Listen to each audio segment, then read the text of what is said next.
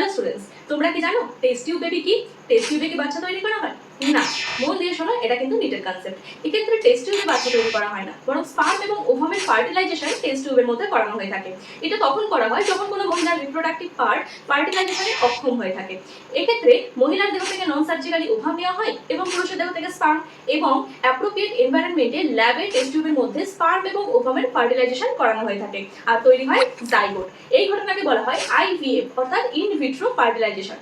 এবার করতে হবে এমব্রায়ো ট্রান্সফার। এটা দুভাবে হতে পারে, এক জিপ্ট আর একটা আইইউটি। যখন জাইগোট অথবা 8 এর কম কোষ বিশিষ্ট ব্লাস্টোমিয়ারকে মহিলার ফ্যালোপিয়ান টিউবে ট্রান্সফার করানো হয় তখন তাকে বলা হয় জিপ্ট অর্থাৎ জাইগোট ইন্ট্রা ফ্যালোপিয়ান ট্রান্সফার।